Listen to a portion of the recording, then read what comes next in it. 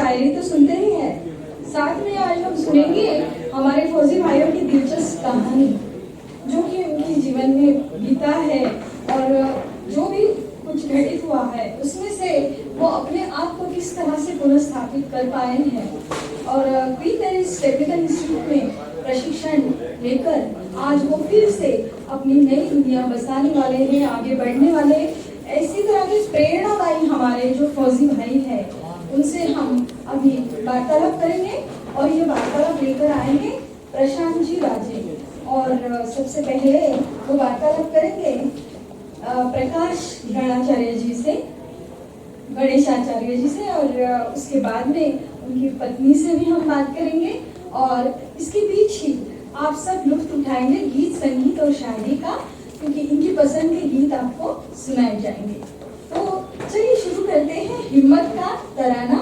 और मैं आमंत्रित करती हूँ प्रशांत राजे जी को कि वो आए और हमारे प्रकाश सर के बारे में कुछ जानकारी ले और उनसे वार्तालाप करें। तो चलिए शुरू करते हैं हिम्मत का तराना।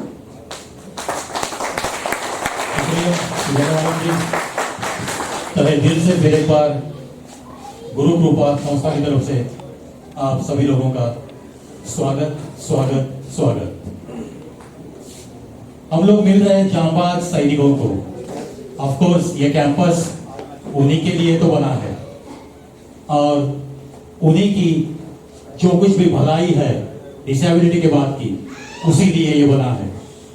तो सर फर्स्ट ऑफ ऑल ये इमारत बनाने वाले को, इस कंसेप्ट को आगे लेकर आज तक इसे शुरू रखने वालों को मैं तहे दिल से नमन करता हूँ।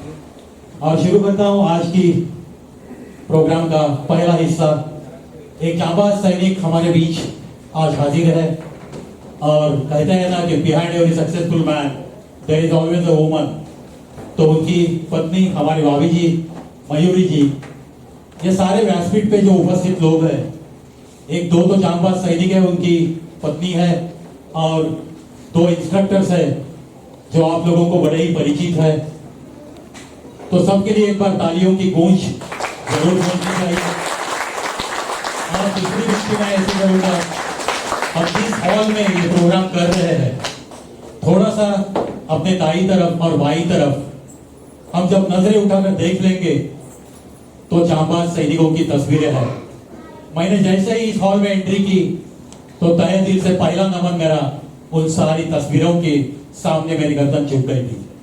चलो उन सारे जांबाज सैनिकों को भी नमन करता है ये प्रवीण, और सवालात का ये मौसम शुरू करते हैं। प्रकाश जी, प्रकाश जी, फौज में तो आप भर्ती हो गए, तो मैं तो आपका थोड़ा सा परिचय मेरे ऑडियंस को आप खुद दे दे ऐसी विनती करूंगा। आपका पूरा नाम, आप कहां से हो, फौज में कब भर्ती हो गए, थोड़ी सी ये इंफॉर्मेशन दे दीजिए।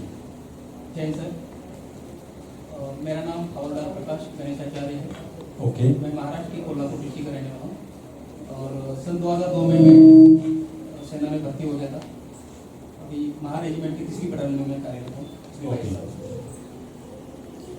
प्रकाश जी, आपका जो सफर है फौजी बने आप, क्या बचपन में आपने ऐसा कुछ सपना देखा था कि जिंदगी में अगर बनना है तो मैं फौजी बनूंगा, मैं एक सोल्जर बन के दिखाऊंगा, मैं देश के लिए सेवा करूंगा?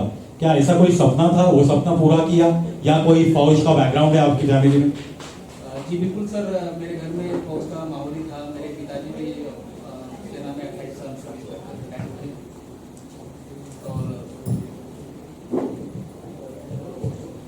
और मेरे चाचा भी जो है फौज में सर्विस करते थे। तो घर में पूरा फौजी माहौल होने की वजह से वो बचपन से ही हमारे साथ वो माहौल में, उस माहौल में हम रहे थे, तो इसीलिए मुझे फौज में जाने की थोड़ी इच्छा है।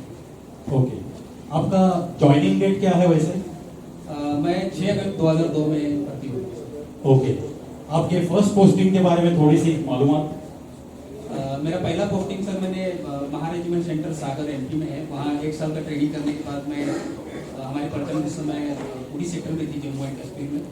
वहाँ पर मैंने 2 साल सेवा करी। ओके। प्रकाश जी का ये छोटा सा सफर, इसकी शुरुआत आपके ध्यान में आई होगी, लेकिन अब मुड़ते हैं हम उस हादसे की तरफ। हर सोल्जर की जिंदगी वैसे कहा जाए तो एक गोली की डिस्टेंस पे उनकी जान होती है, और इसका पता होते हुए भी एक औरत, एक लड़की किसी फौजी के साथ शादी करती है, तो ऐसी दो जांबाज पत्नियां भी यहाँ मौजूद है। उन्हें फिर एक बार मैं तहे दिल से सैल्यूट करता हूँ।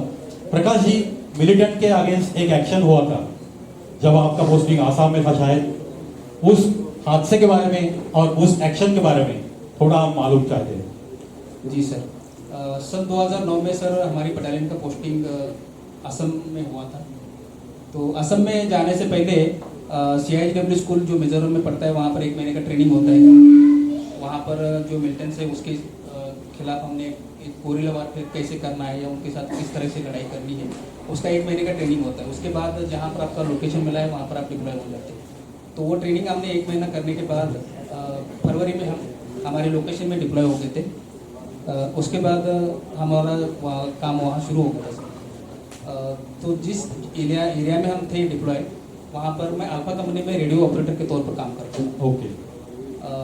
और हमारा डेली का काम यही था कि वो अल्फा कंपनी का टास्क था कि रेलवे ट्रैक को प्रोटेक्ट करना। लगभग 15 किलोमीटर रेलवे ट्रैक को जो है वहाँ पर सुबह से लेकर शाम तक हम गश्त लगा के प्रोटेक्ट करते रहते थे, क्योंकि वहाँ का जो मिलिटेंट ग्रुप था वो रेलवे वहाँ पर चलने नहीं देती थी। उनकी कुछ डिमांड वगैरह थी, तो इस वजह से उन्होंने रेलवे लाइन को बंद कर रखा था। ओके। तो हम सुबह से लेकर शाम तक वहाँ डेली पेट्रोलिंग करते थे। और एक दिन उन्होंने फिर मिलिटेंट ग्रुप ने वहाँ के रेलवे ट्रैक उखाड़ के वैसे के वैसे जो पटरियाँ रहती है वैसे उन्होंने रख दिया। तो मालगाड़ी जैसे वहाँ पर आई, वो उन्होंने काम तब किया था जब हम वहाँ से लौट कर आ गए थे शाम को 6 बजे के बाद। रात में उन्होंने वो काम कर लिया था। उसके बाद उन्होंने जैसे दूसरे दिन जैसे ही रेलवे ट्रैक पर रेलवे आई, मालगाड़ी वाली रेलवे थी, वहाँ पर जैसे पटरी पर चढ़ी वो पलटी हो गई। ओके। तो दूसरे दिन जब हम गए पेट्रोलिंग के लिए, तब हमें दिखा कि यहाँ पर एक मालगाड़ी पलटी हो रही थी। तो हमने तुरंत हमारे कमांडिंग ऑफिसर को रिपोर्ट वगैरह दी थी। तो उन्होंने बोला कि आज के बाद से या उस समय के बाद से वहाँ पर 24 घंटे का जो है एक एम्बुश लगेगा। तो 2 दिन हमने वैसे ही 24 घंटे का एम्बुश लगाते रहे। फिर हम शाम को एक पार्टी सुबह 6 बजे जाती थी, शाम को 6 बजे तक रहती थी। 12 घंटे का? हाँ, 12 घंटे का। फिर दूसरी पार्टी जाती थी जो कि रात को शाम को 6 बजे से लेकर दूसरे दिन सुबह 6 बजे तक रहती थी। तो मैं शाम वाली पार्टी में मेरा अपना पैक लंच वगैरह लिया था, मैंने रेडी शॉट वगैरह लेके 1 ऑफिसर 8 जवान हम लोग निकल गए थे। तो एक जगह पर हमने एम्बुश लगाकर बीच बीच में हम पेट्रोलिंग करते थे रेलवे ट्रैक पर, क्योंकि वो लोग सिर्फ गाड़ी पलटी नहीं किया था, उसमें जो भी राशन वगैरह था वो भी रातों रातों लूटते थे। तो उसके बाद हमने एक जगह पर एम्बुश बेस बनाया था। वहाँ से हम लगभग 800-900 मीटर जाके वापस आते थे कि कोई हरकत तो नहीं हो रही करके देखने के लिए।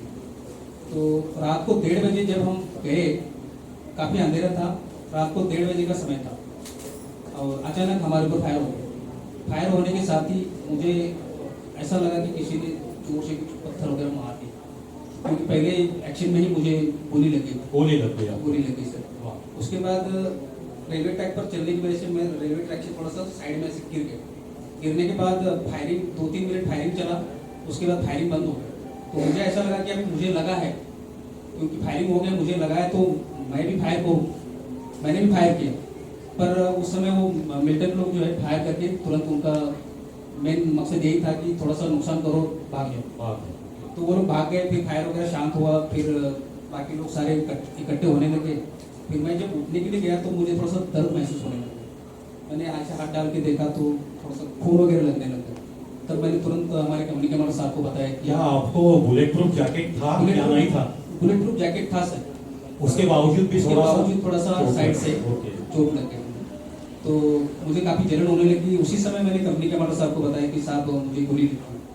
तो जो मेरे साथी बड्डी थे उन्होंने सब मेरा शर्ट वगैरह उतार कर, हमारे पास जो हेलमेट के साथ ही एक बैटल पट्टी रहती है, फर्स्ट एड किट रहता है, तो उन्होंने अपना फर्स्ट एड किट वगैरह बांध दिया।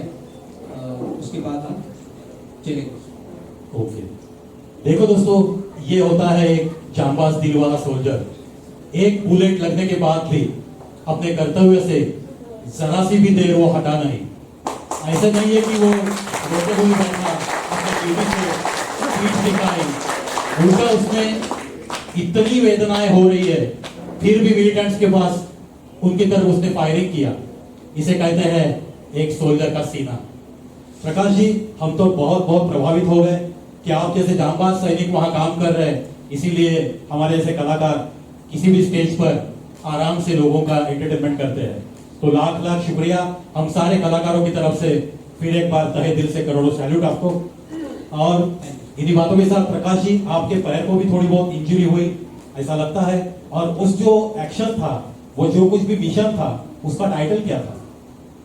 सर उस सेक्शन में मैंने एक तो चेस्ट में गोली लगे थे सर, और दाहिने पैर के स्प्लेंडर को से दो स्प्लेंडर लगे थे। Yes yes. उसके बाद मैं दिमापुर एमएस में मेरा ट्रीटमेंट चला सर 1-1.5 महीना। ओके उसके बाद मैं छुट्टी आया सर 1.5 महीना, और वो ऑपरेशन था, operation rhino second. Okay, rhino second operation के दरमियान ये पूरा हादसा हो गया, और इसके बावजूद भी प्रकाश जी आज हमारे सामने है, बिल्कुल टकाटक है। कोई भी सिविलियन, किसी भी सिविलियन से ज्यादा अच्छी पर्सनैलिटी है प्रकाश जी की। चलो उनके ढेर सारी शुभकामनाएं अर्पित करता हूं मैं। प्रकाश जी, ये हादसा हो गया, थोड़ा सा ये इमोशनल पॉइंट है इनके बारे में। 29/5 ये इनका डेट ऑफ बर्थ है, और यह हादसा हुआ 30/5 को। थोड़ा सा उसके बारे में जानना चाहेंगे कि 29/5 को आपका वार्तालाप किसके साथ हुआ था, कितनी खुशियां, कितने खुश थे आप, और वो फोन पर की बातें, और फिर यह हादसा। थोड़ी आपकी वो मनोवस्था हमें मालूम होनी चाहिए। जी सर, 29 तारीख को मेरा बर्थडे था, तो वहाँ जिस एरिया में हम रहते थे वहाँ पर नेटवर्क बिल्कुल एक ही जगह पर आता था मोबाइल का, या फिर एसटीडी लगी रहती थी।